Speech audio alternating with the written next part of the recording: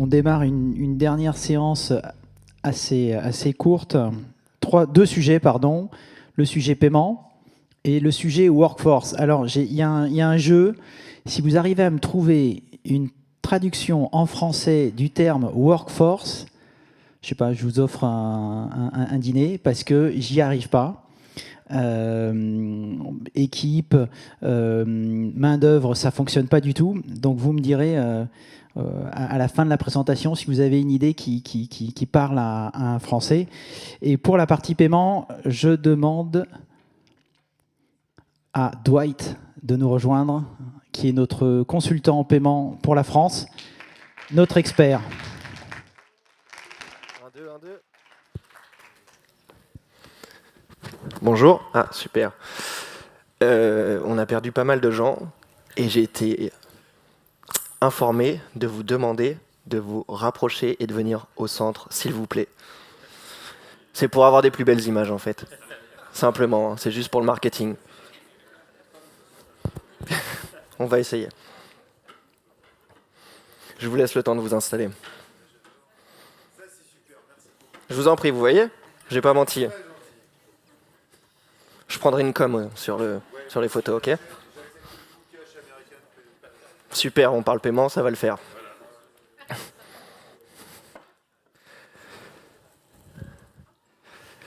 Ok, donc merci à tous. Donc Dwight Lecomte, en effet, consultant paiement au sein d'HRS depuis 4 ans maintenant. Donc on va évoquer la thématique paiement centralisé, facturation et notes de frais. Avant de rentrer dans le vif du sujet, en fait, ce que j'aimerais faire avec vous, c'est faire un petit point de situation, une sorte d'analyse en fait. Ce qui se passe, les clients, nos prospects, lorsqu'ils viennent nous consulter, dans la majorité des cas, en fait, ils n'ont pas de paiement centralisé en place. Donc, les voyageurs paient avec sa propre carte, ou bien, dans le meilleur des cas, avec une carte corpo. Qui dit paiement par le voyageur, dit évidemment note de frais. Note de frais, c'est quelque chose qui est relativement chronophage et fastidieux pour un voyageur. Personnellement, j'aime pas faire ça. C'est pas quelque chose que j'apprécie. En plus de ça, je suis sûr, autour de nous, dans notre entourage, on a tous cette personne qui fait sa note de frais une fois par trimestre. Si ce n'est une fois par an, souvent au moment de décembre, pour avoir une enveloppe un peu plus grande pour les cadeaux. Donc, ça crée des délais de transmission de ces éléments auprès des différents services, compta et finance, extrêmement longs. C'est jamais l'idéal. En l'occurrence, en moyenne, c'est 3 à 4 semaines. Mais ce qui se passe aussi, c'est que ces factures, même si elles ont été en note de frais, via un outil de note de frais, 23% sont mal détaillés. Ce chiffre, il vient d'une enquête GBTA. Et ce qui se passe, en fait, c'est que ces factures mal détaillées, principalement, en fait, c'est dans la description. On va juste catégoriser en tant qu'hôtel, mais on va oublier de noter le petit déjeuner. Ou bien on ne va pas signaler la TVA du petit déjeuner. Et donc, en plus de ça, toutes ces factures, elles sont non conformes d'un point de vue fiscal, dans le sens où il manque des données. Principalement, en fait, on ne peut pas blâmer les voyageurs non plus. Ils n'ont pas été formés pour reconnaître une facture conforme d'une facture non conforme. Principalement, ce qui manque, c'est des données de numéro de TVA ou bien des données adresse de l'entreprise. Et tout ceci, en fait, tout ça, ça résulte à 21% de ces téléchargements sur les outils de notes de frais qui sont des factures non conformes. Non conformes, donc là, il va y avoir une investigation de la part des services comptabilité ou bien finance, investigation auprès du voyageur pour lui demander de récupérer la facture initiale ou une facture correcte. Et en plus de ça, donc c'est pas forcément le cas. Et dans ces 21%, il y a une grosse partie, en fait, ça reste des factures non conformes. Et donc, c'est une perte potentielle pour le recouvrement de la TVA. Tout ceci, en fait, ça entraîne des coûts de traitement élevés. Tout à l'heure, Sanofi faisait référence à des coûts de traitement qui étaient durs parfois à quantifier. Et en effet, c'est surtout des coûts de traitement hommes. C'est le fait de faire juste une note de frais, ça prend 20 minutes. 20 minutes que le collaborateur pourrait faire passer à autre chose, pour des tâches avec plus grande valeur ajoutée pour l'entreprise. Également, tous ces allers-retours entre les différents services pour essayer d'avoir une facture conforme, c'est des coûts, certes non quantifiables, mais qui sont très élevés. Alors maintenant, HRS, avec notre solution de paiement, comment on va venir résoudre, améliorer tout ce processus ? On part du postulat qu'HRS va venir supprimer tous les contacts manuels. Et on va venir également assurer une conformité pour l'entreprise, une conformité sur les débits, et aussi une conformité sur la facture. Petit clin d'œil, il faut savoir qu'en fait, notre solution de paiement s'appelle Invisible Pay.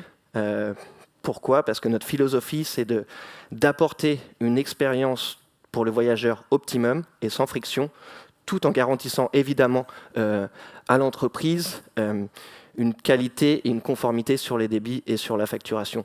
D'un point de vue voyageur, qu'est-ce qui va se passer ? C'est assez simple en fait, ça se résume en 2 clics. Le premier clic, le voyageur est sur son outil, il réserve. Le deuxième clic, s'il y a un outil de facture, il clique encore une fois, juste parce que les informations de la facture avec la solution de paiement HRS ont été poussées dans le système, dans l'outil de note de frais. D'un point de vue entreprise, là, HRS va venir apporter en fait un audit bien spécifique qui se porte sur la facture. En effet, lorsqu'il y a la solution de paiement HRS, l'hôtel est informé de nous envoyer la facture. Sur cette facture, qu'est-ce qu'on va faire ? Donc on va venir la collecter, on va venir faire une audit sur plusieurs éléments. Le premier, c'est un élément fiscal. Donc on va venir s'assurer qu'il y a une conformité fiscale tant sur tous les éléments d'une facture sont présents, le numéro de TVA de l'entreprise, le nom de l'entreprise, son adresse. On va venir également s'assurer que les taux de TVA appliqués pour chaque service soient conformes. Et en plus de ça, on va venir appliquer une vérification sur le respect de la politique voyage de l'entreprise et s'assurer que les coûts qui sont présents sur cette facture, les services consommés, sont bien autorisés. Par exemple, s'il y a le coût d'un minibar et que l'entreprise ne souhaite pas que le minibar soit payé par le paiement centralisé, on va venir demander à l'hôtel de corriger la facture en fonction. Alors, certes, pour nos partenaires hôteliers qui sont encore dans la pièce, parfois HRS peut être assez pénible parce qu'on va être tatillon, on va demander beaucoup de corrections sur la facture, mais le but étant, c'est simplement d'apporter en fait à notre client commun et final une facture qui soit totalement conforme. En plus de ça, on a une connexion bien particulière avec les fournisseurs de paiement. Et on va pouvoir en fait venir recevoir l'information sur le débit qu'il y a eu sur la carte. Et on va pouvoir venir comparer cette facture finale, le montant de la facture finale, avec le débit qu'il y a eu sur la carte. Encore une fois, s'il y a une déviation, on va demander une correction. Comme on peut le voir ici, donc, HRS travaille avec les plus grands acteurs de fournisseurs de cartes du marché et également avec les plus grands réseaux. Ce qu'il faut bien comprendre, en fait, c'est que ici, HRS s'intègre dans votre écosystème. Ce n'est pas HRS qui sélectionne votre fournisseur de cartes. Non, non. C'est vous, client. Vous choisissez votre fournisseur de cartes. On va venir s'intégrer. Et donc, vous allez pouvoir travailler comme tel. En fait, vous allez déjà pouvoir utiliser le même relevé que vous utilisez actuellement. C'est ce document-là que vous allez pouvoir insérer directement dans vos systèmes ERP. Et vous n'avez rien à changer. Si ce n'est qu'en effet, avec HRS, il y a un petit truc en plus qui s'appelle le données de niveau 3. En fait, on va venir pouvoir itémiser les informations de la facture sur ce relevé du fournisseur de cartes. Un petit exemple, en fait. Voilà comment ça se passe maintenant avec une facture. Donc le voyageur ne se préoccupe plus de rien. HRS va venir vérifier cette facture, la collecter, la vérifier, l'itémiser. Ensuite, on va venir pousser les données de cette facture donc dans votre relevé du fournisseur de cartes, qui va vous apporter une granularité totale et une transparence totale sur la dépense. Maintenant, vous allez pouvoir analyser qu'en fait, cette réservation, cette transaction, en effet, il y avait 100 € pour l'hébergement et 10 € de petit déjeuner. Par exemple, il peut également y avoir 10 € de parking si votre entreprise accepte de payer le parking. Et ce qui se passe, c'est que ces données-là, cette transparence va vous permettre aussi d'affiner par la suite votre stratégie de négociation auprès des hôtels. Pour la partie procurement, en fait, vous allez peut-être analyser que vous dépensez X € sur les parkings. Ce n'est pas quelque chose que vous avez considéré auparavant. Au prochain round, avec les hôtels, lorsque vous voyez un hôtel qui vous offre du parking, un package avec du parking, c'est peut-être quelque chose que vous allez prendre en considération et vous allez sans doute pousser cet hôtel et donc travailler avec lui. Là, ce qu'on a vu, c'est une facture transient. En l'occurrence, c'est assez simple. Maintenant, on va passer sur une facture MICE, MNJ.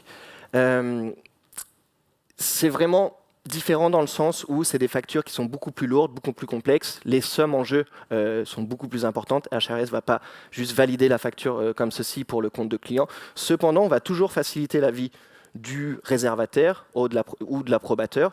En effet, on va mettre à disposition un outil qui s'appelle le Team Tool en l'occurrence.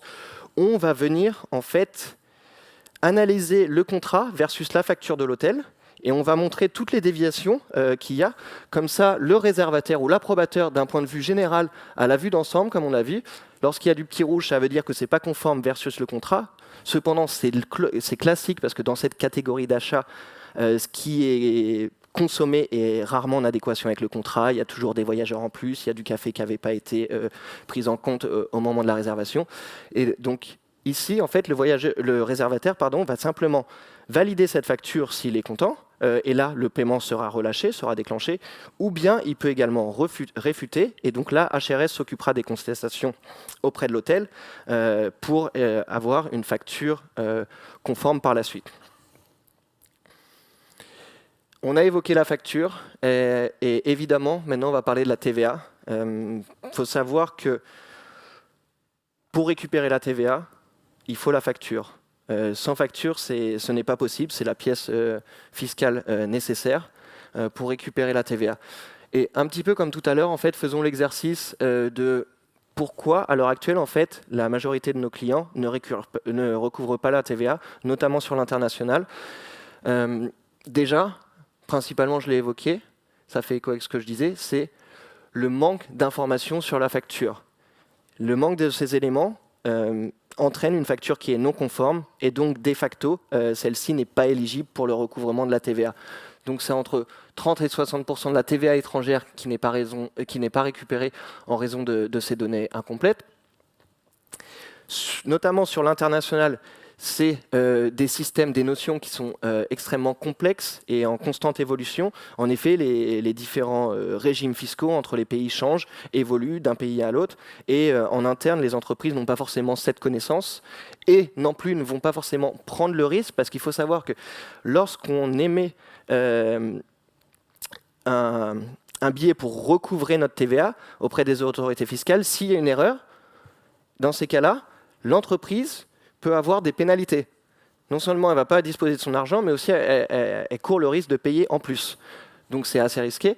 Et évidemment, c'est un manque à gagner. En l'occurrence, en moyenne, c'est 10% sur toute la dépense hôtel. D'ailleurs, petite histoire, il y a un client qui était là tout à l'heure, qui est venu nous solliciter, qui travaillait déjà avec un récupérateur de TVA. Ce récupérateur de TVA, les chiffres qu'ils avaient, c'est qu'ils collectent 55% des factures, de ces factures-là, qui sont conformes, sur lesquelles ils peuvent recouvrer la TVA. Ça veut dire que 45% de ces factures-là étaient non conformes, sur lesquelles ils ne pouvaient pas recouvrer la TVA. Donc, c'est en adéquation avec les chiffres qui sont énoncés. Évidemment, ce récupérateur de TVA proposait, s'il le souhaitait, en fait, d'obtenir une facture conforme. Simplement, ce qu'ils faisaient, c'est qu'ils allaient appeler l'hôtel, ce que HRS peut également faire. Mais évidemment, ça avait un frais supplémentaire. Et le résultat de ça était relativement faible, parce que ce récupérateur de TVA n'a pas non plus une relation directe avec le partenaire hôtelier. Et donc, il n'était pas réellement écouté. Et donc voilà ce qui se passe en fait avec HRS, avec toute cette audit de cette facture qu'on vient faire. C'est le chiffre qu'annonçait Noël tout à l'heure. En fait, dès que vous avez une facture qui a été validée par HRS, vous pouvez savoir, votre compta, votre audit, ils peuvent l'accepter les yeux fermés, la ventiler, il n'y a pas de problème, parce qu'elle est conforme. De facto, cette facture sera conforme. Ce qui entraîne en fait un gain potentiel de plus 77% pour récupérer votre TVA sur le domestique et sur l'international. On va faire un petit focus sur l'international. Pourquoi ? Parce que, savoir, en France, la TVA, en fait, elle n'est pas réellement intéressante, dans le sens où l'hébergement, en soi, la chambre, il y a de la TVA, mais elle n'est pas recouvrable. C'est juste, en gros, sur le petit déjeuner. Néanmoins, quand on regarde pour l'international, là, ça parle plus à nos clients et ils comprennent rapidement. En effet, sur une facture hôtel en Chine, il y a 9% qui est récupérable.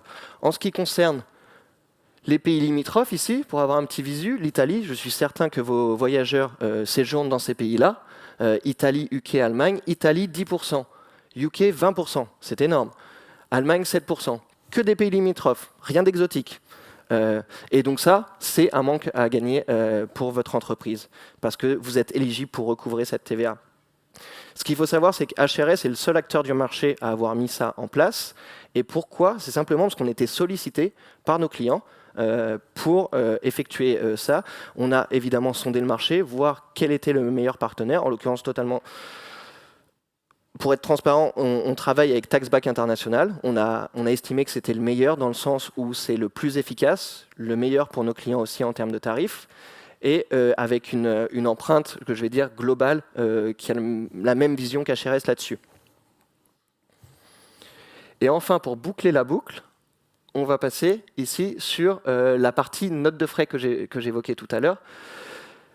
Même concept, HRS travaille avec les grands acteurs sur le marché de notes de frais. Certains sont présents ici. Donc il y a Concur Expense, Citrix Expense également, et Chrome River. La même logique ici, on essaye d'être agnostique le plus qu'on peut. On vient s'intégrer dans votre écosystème. La même notion. Comme Invisible Pay, ici, tout reste transparent pour votre voyageur, tout reste fluide, sans intervention manuelle de sa part, excepté le deuxième clic auquel je faisais référence tout à l'heure, pour simplement valider la facture qui aura été pré-polluée, pré-remplie via HRS, et une fois que celle-ci aura été checkée. Tout ceci, c'est informatisé, conforme, et la facture que vous allez recevoir, évidemment, sera bonne. Et vous pouvez en faire ce que vous en voulez. Généralement, il faut la stocker pour 10 ans. Et vous pouvez également la ventiler. Alors, en image, voilà, je vais vous montrer un petit peu plus sur l'interface SAP Concur. Donc, c'est des intégrations qui se font par API. Là, c'est simplement pour vous montrer les lignes de code. Et après, en fait, on va voir le résultat d'une facture ici qui se présente. Donc voilà, le voyageur clique, il voit bien sa facture Novotel qui est déjà itemisée.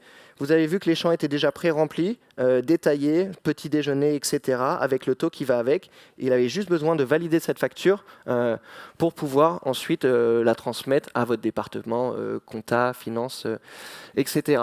Donc HRS, le voyageur s'occupe de la réservation, il s'occupe juste de valider cette facture après. HRS s'occupe de checker les paiements, de checker les factures, de les auditer, de les corriger. On va venir enrichir le relevé. Et ensuite, il n'y aura plus qu'à vous de télécharger ce document et de l'intégrer dans vos systèmes ERP. Voilà pour la partie paiement. Il y a un Q&A ou on zappe direct? Je demandais s'il y avait un Q&A. Vous avez des questions? On a du temps. Des questions? Alors? Oui. Si par exemple le voyageur engage des frais supplémentaires lors de son séjour dans l'hôtel qui n'ont pas été préapprouvés, comment ça se passe?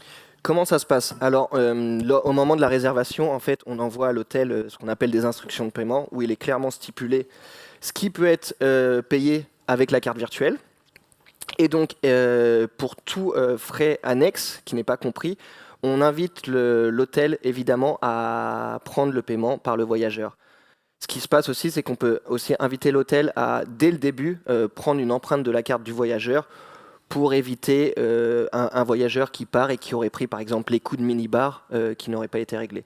Donc voilà comment ça se passe.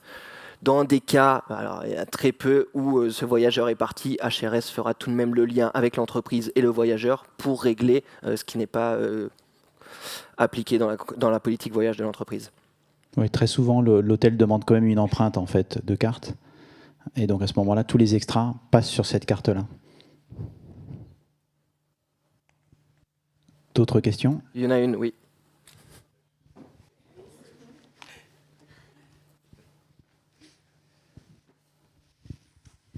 Merci. Quels sont vos SLA avec les hôtels pour récupérer les informations nécessaires pour avoir des enrichissements? Parce que c'est souvent le problème que rencontrent beaucoup d'acteurs, c'est d'avoir une réactivité et un suivi assez serré pour pouvoir remplir finalement ces 100% de data collectée. En effet, très bonne question. Alors, pour être totalement transparent, généralement, sur 70% des cas, on obtient une facture conforme au bout de 3 jours. Après, c'est un petit peu plus complexe. Il y a beaucoup d'allers-retours.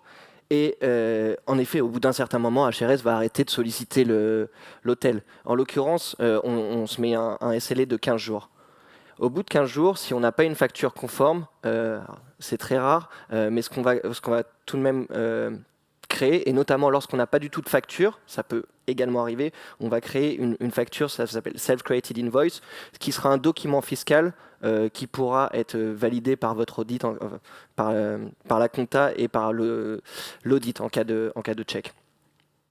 Voilà, on est capable de proposer un document opposable qui n'est pas la facture de l'hôtel, mais qui est en fait une réplication, on va dire, de la facture, vu qu'on a toutes les informations pour pouvoir le créer. Et qui est auditable. C'est ça, oui. Une autre question? Petite. Je voulais parler du paiement par le voyageur. Du coup, pour un paiement centralisé, je suis hôtelière. Okay. Pour un paiement centralisé, il n'y a pas de souci pour l'hôtelier. Il récupère sa carte de crédit virtuelle et c'est OK. En revanche, quand c'est un paiement par le voyageur, parfois il y a des no-shows et du coup, les hôteliers n'ont pas leur paiement. Et du coup, je me demandais si HRS pouvait en tenir compte. Ok, alors je ne sais pas si c'est une question qui tombe exactement dans mon scope, mais justement, moi, je suis comme vous, je pousse le paiement centralisé, oui, comme ça vous serez également rassurés, vous allez avoir une garantie. Il faudrait que l'hôtelier soit rassuré d'avoir son paiement. Bien sûr. Et étant donné qu'on n'a pas les coordonnées des voyageurs, c'est parfois compliqué de retracer le voyageur pour avoir le paiement. En l'occurrence, je m'occupe juste quand il y a la solution de paiement. Quand il n'y a pas la solution de paiement, je ne vais pas avoir la réponse. Non, mais effectivement, c'est aussi par rapport à transférer ou pas l'information de paiement du client. Ça marche. D'autres questions? Eh ben, si c'est fini pour les questions, Dwight, pour moi. merci. Merci.